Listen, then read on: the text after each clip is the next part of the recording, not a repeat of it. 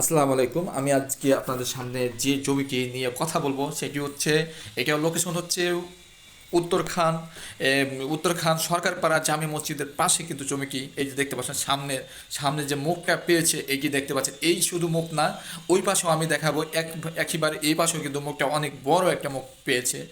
Road কিন্তু 10 fit দেখতে পাচ্ছেন, এদিকে কিন্তু লম্বা, এই যে দেখতে পাচ্ছেন একেবারে আপনি আপনি আপনার পছন্দ করার মতন একটি জমি। কারণ হচ্ছে স্কোয়ার চতুর্দিকে, এদিকে কিন্তু রোড, ওদিকে এই পাশে রোড, তো এক হিসাবে কোনার ফ্লোর। তো আমি বলবো মানুষ কিন্তু বেশি অধিকাংশই কিন্তু কোনার ফ্লোরগুলো পছন্দ করে। আর এত স্কোয়ার, আড়াই কাঠা জমি, স্কোয়ার জমি কিন্তু পাওয়া খুবই কষ্টকর। আপনি যদি দেখেন অবশ্যই আপনার পছন্দ হবে। পছন্দ করার মতনই একটি জমি এখনই আপনি ইনস্ট্যান্ট কিনে কিন্তু এখনই আপনি ভাড়া দিতে পারবেন।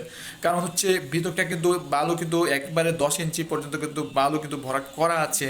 এখনই চাইলে আপনি রুম করে ইনস্ট্যান্ট আপনি ভাড়া দিতে পারবেন। আর আপনি যদি চান যে না আমি কোনো গোডাউন ভাড়া দেবো, তাও দিতে পারবেন।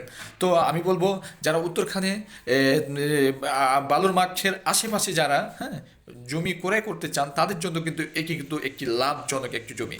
ভবিষ্যতে কিন্তু এই জমি যদি আপনি এখন কিনে রাখেন, ভবিষ্যতে কিন্তু আপনি অধিকাংশ লাভে কিন্তু আপনি বিক্রি করতে পারবেন। যে জমি কিনে কিন্তু কেউ কখনো লস খায়নি, আর লস লস নেই বললেই চলে।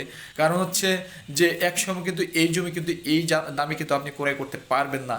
তো একেবারে এই যে আপনার উত্তরখানে জমি ক্রয় করার একটাই কারণ হচ্ছে, এদিকে হচ্ছে আবদুল্লাপুর, তারপরে হচ্ছে এয়ারপোর্ট, আর এখান থেকে পূর্বাচল কিন্তু আরও কিন্তু নিকটে হয়ে যাচ্ছে। এই কারণেই কিন্তু হিউজ পরিমাণে কিন্তু বেচা কেনা হচ্ছে।